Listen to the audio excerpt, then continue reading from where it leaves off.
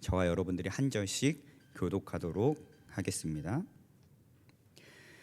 예수께서 감람산 위에 앉으셨을 때에 제자들이 조용히 와서 이르되 우리에게 이르소서 어느 때에 이런 일이 있겠사오며 또 주의 임하심과 세상 끝에는 무슨 징조가 있사오리까.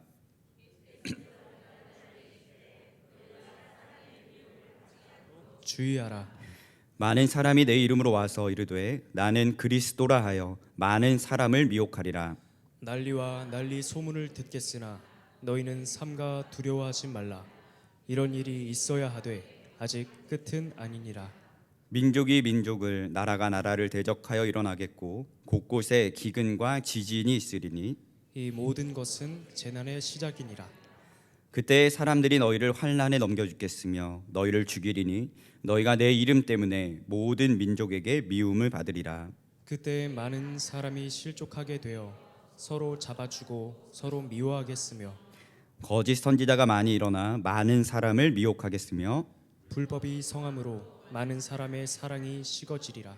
그러나 끝까지 견디는 자는 구원을 얻으리라. 이 이 천국 복음이 모든 민족에게 증언되기 위하여 온 세상에 전파되리니 그제야 끝이 오리라. 아멘. 잠시 기도하겠습니다.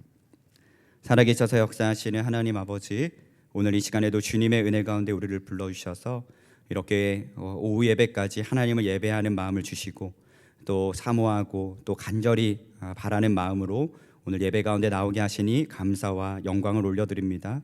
하나님, 부르신 분도 하나님이시오 또 은혜 주시는 분도 하나님이시오니 오늘 이 시간 하늘문을 활짝 여셔서 우리 가운데 말씀하여 주시고 은혜 부어 주시고 성령 충만한 시간 되도록 역사하여 주시옵소서.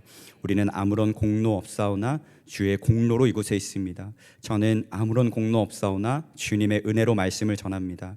하나님의 말씀이 우리의 신령 깊은 곳까지 하나님 뿌리 박히게 하여 주셔서 그 말씀의 열매가 우리의 삶 가운데 충만히 나타나는 시간 되도록 하나님 역사해 주시옵소서. 모든 영광 주님께 올려드리며 예수 그리스도의 이름으로 기도하옵나이다. 아멘. 오늘 예배 가운데 오신 여러분 한 분 한 분을 주님의 이름으로 환영하고 축복합니다. 오늘 이 시간 저는 시대의 흐름을 보고 끝까지 견디라라는 제목으로 함께 말씀의 은혜를 나눌 텐데요.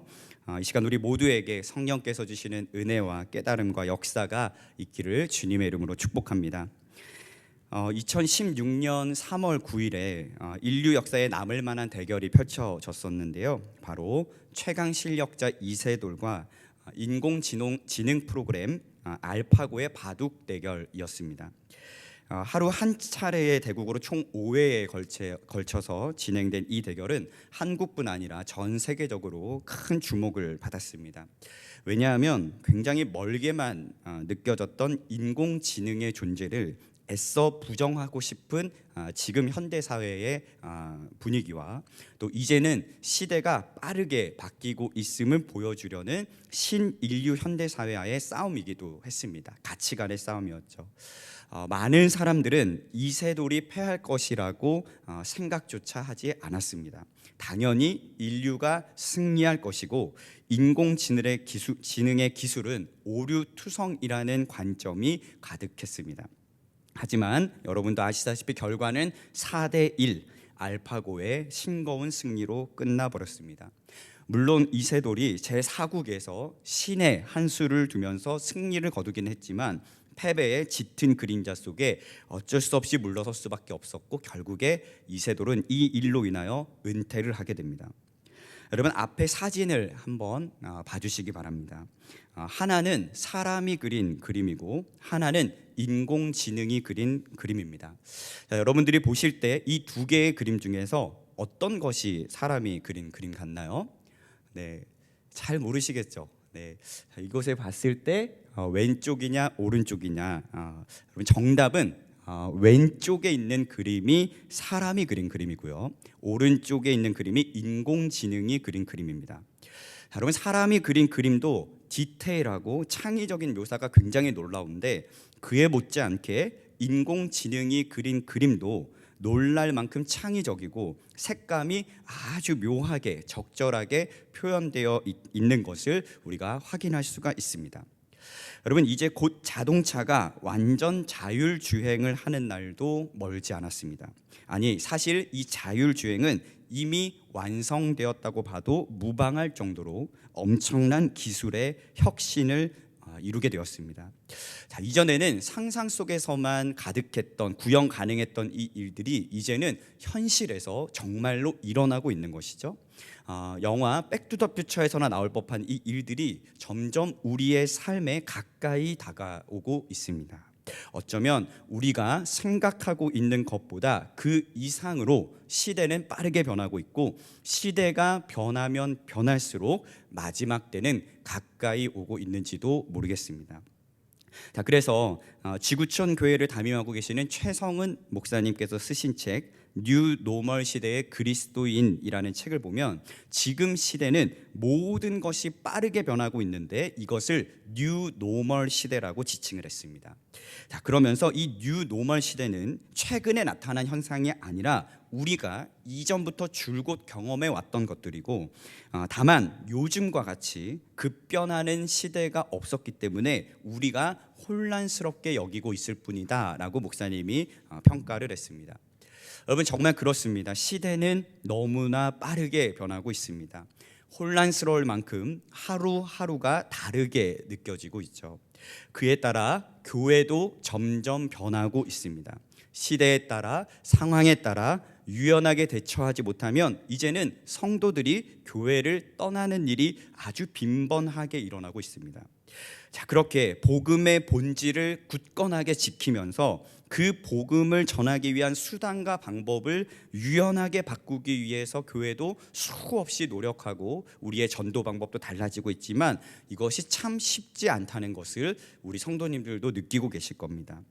자, 이처럼 혼란이 가중되고 복음의 본질이 흐려지는 시대를 살아가는 우리는 어떻게 반응하고 살아가야 할까? 넋놓고 있어야 될까요? 그냥 시대의 흐름에 순응하여 물 흐르듯이 그렇게 살아가야만 하는가? 여러분, 아니라는 것입니다. 성경은 우리가 어떻게 해야 하는지, 어떻게 살아가야 하는지 분명하게 말씀하고 있습니다. 오늘 본문 13절에 이렇게 말씀하고 있습니다. 그러나 끝까지 견디는 자는 구원을 얻으리라. 여러분, 끝까지 견딘다는 것은요, 어떤 무거운 짐, 또 견디기 힘든 시련에도 혹 우리의 믿음 때문에 박해를 받는 상황이 온다 할지라도 그 자신의 자리를 이탈하지 않고 끝까지 자신의 자리를 지키는 것, 이게 뭐냐? 끝까지 견디는 거예요. 여러분, 이 일에는 타협이 없다는 겁니다. 그러니 고통이 따를 수밖에 없어요. 감당할 수 없는 삶의 어려움을 만나게 됩니다. 그럼에도 불구하고 내가 믿는 복음의 가치에 대한 신념과 그리고 소신을 지켜나가는 것, 내 신앙을 끝까지 견고히 지켜나갈 때 영원한 축복의 면류관을 얻게 된다라고 분명하게 말씀하고 있는 것입니다. 여러분, 이를 위해서 우리에게 선행되어야 할 것이 있다는 거예요. 바로 시대를 보는 눈이 열려야 하는 것입니다. 우리가 지금 어떤 시대를 살아가고 있는지, 우리가 그 시대 속에서 무엇을 붙들고 살아야 하는지, 그리고 어떻게 궁극적으로 살아가야 하는지에 대한 진지한 고찰과 확신과 몸부림이 있어야만 끝까지 견딜 수 있는 힘과 능력을 하늘로부터 얻을 수 있다는 것이죠.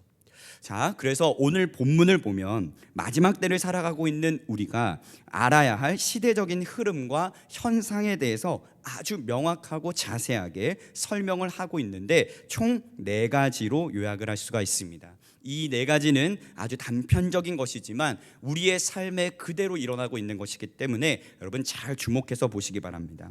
자, 첫 번째로는요, 사람의 미혹이 있다는 거예요. 자, 본문 4절 5절 말씀을 보면 이렇게 말씀합니다. 예수께서 대답하여 이르시되 너희가 사람의 미혹을 받지 않도록 주의하라. 많은 사람이 내 이름으로 와서 이르되 나는 그리스도라 하여 많은 사람을 미혹하리라. 자, 우리가 이 사람의 미혹을 받지 않도록 주의를 해야 되는데 그 미혹이란 어떤 것이냐? 많은 사람이 자신을 그리스도라고 하여 혼란스럽게 한다는 거예요.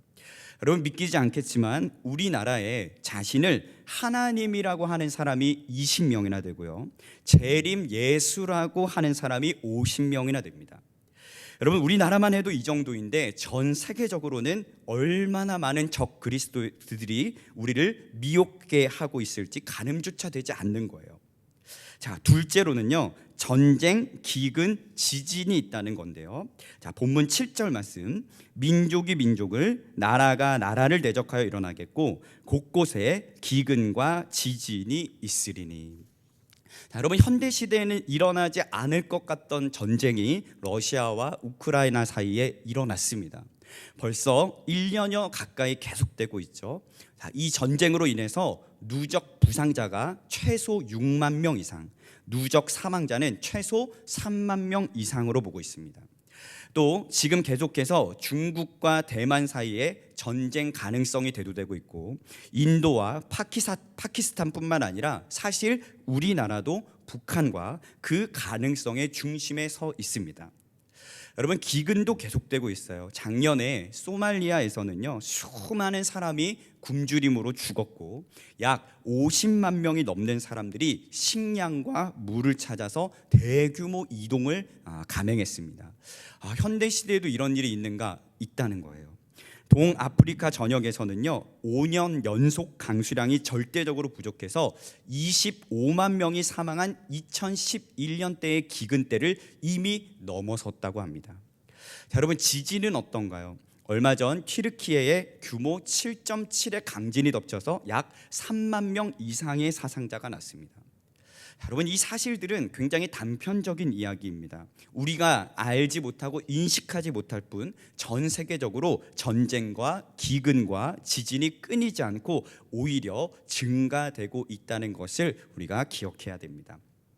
셋째로는요, 핍박이 있다는 거예요. 자, 오늘 본문 9절 말씀입니다. 그때 사람들이 너희를 환난에 넘겨주겠으며 너희를 죽이리니 너희가 내 이름 때문에 모든 민족에게 미움을 받으리라.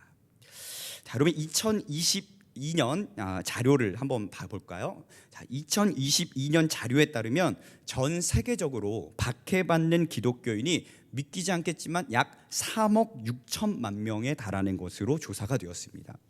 자, 4년 전이었던 2018년 2억 1,450만 명에서 채 5년도 지나지 않아서 핍박받는 기독교인이 약 1억 4천 명이 늘어난 것을 볼 수가 있어요.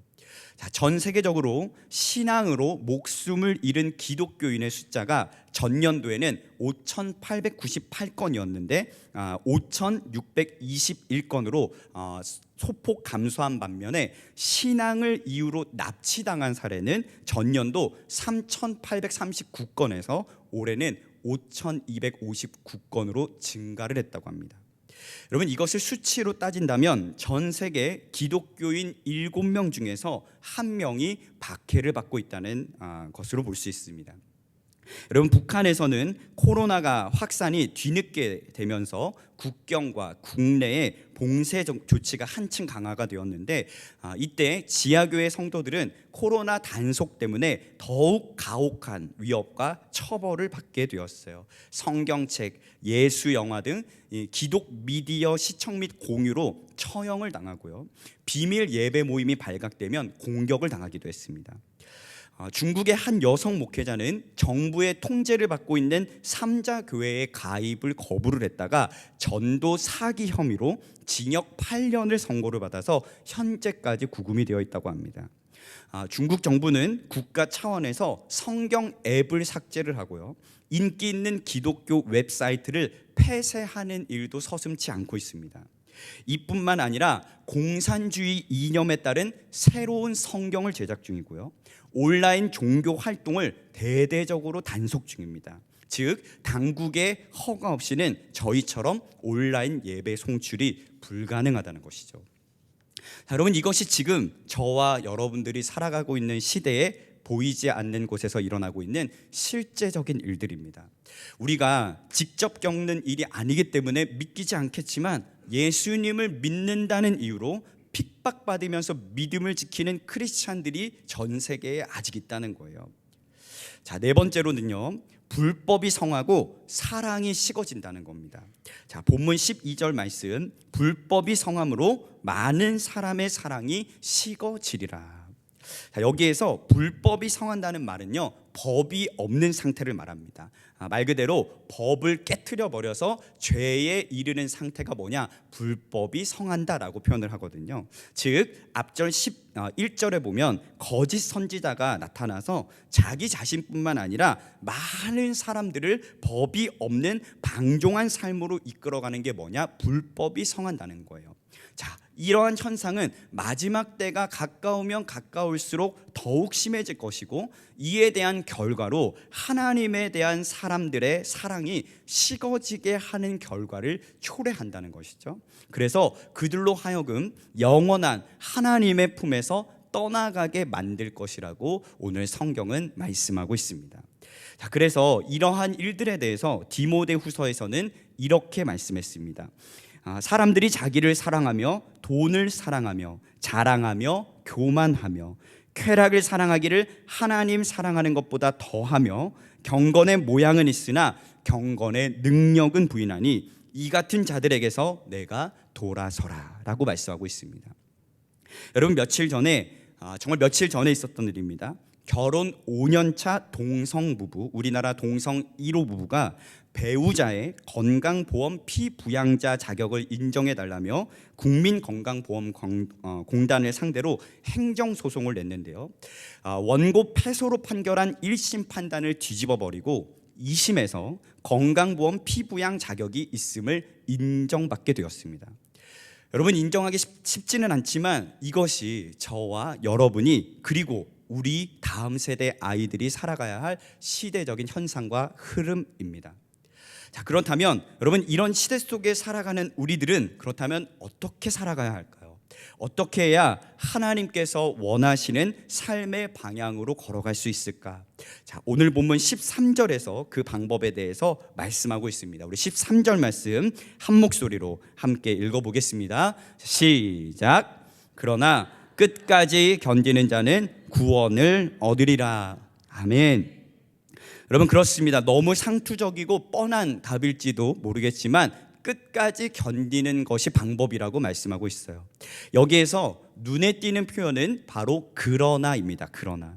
이것은 성도가 견디어서 구원을 받는 그 끝은 주님을 믿음으로 말미암아 다른 사람들로부터 미움을 받는 그 상황의 끝, 그리고 주위의 많은 사람들이 하나님에 대한 신앙과 사랑과 믿음을 저버리는 그 상황의 끝, 곧 마지막 되겠죠. 그것을 표현해주는 접속부사의 역할을 하고 있습니다. 즉 견디기 힘든 시련이나 박해의 상황에서도 그 자리를 이탈하지 않고 동화되지 않은 채 끝까지 자신의 자리를 잘 지켜나가는 것, 이것이야말로 하나님께서 마지막 때에 우리에게 원하시는 삶의 모습이라는 것을 지금 말씀하고 있는 것입니다. 여러분, 이런 표현이 동일하게 나타난 곳이 바로 창세기 6장의 노아 이야기입니다. 놀랍게도 창세기 6장 8절을 보면 이렇게 말씀을 합니다. 그러나 노아는 여호와께 은혜를 입었더라. 그러나 노아는, 여러분, 노아가 살아가는 시대는 하나님께서 사람 지으셨음을 한탄하시고 마음에 근심하실 만큼 너무나도 타락한 시대였습니다. 그때 하나님께서 노아와 그의 가족들을 부르셨고 방주를 만들라고 명령하셨어요. 그래서 그 말씀에 순종해서 방주 만드는 일에 착수합니다.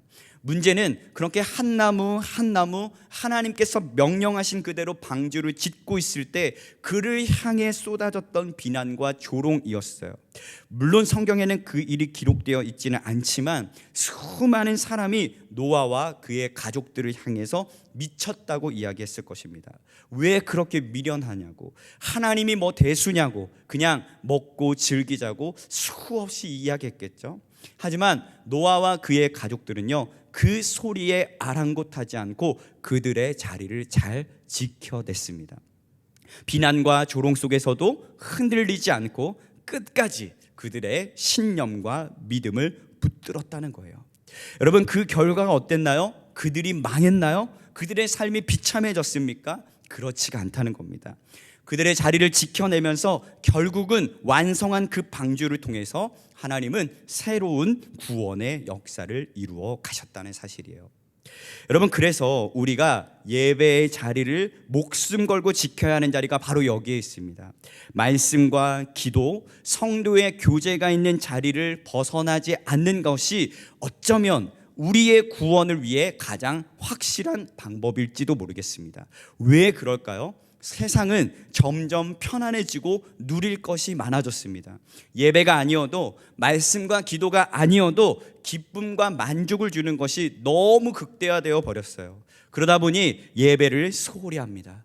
말씀과 기도로 살아가는 기쁨에 대해서 무지해져요. 거룩함과 성결함을 잃어버리고 하나님의 사랑을 더 이상 갈망하지 않습니다. 내 마음이 무디어져도 그 마음을 그냥 내버려둔 채 하나님을 향해서 원망과 불평을 쏟아놓습니다.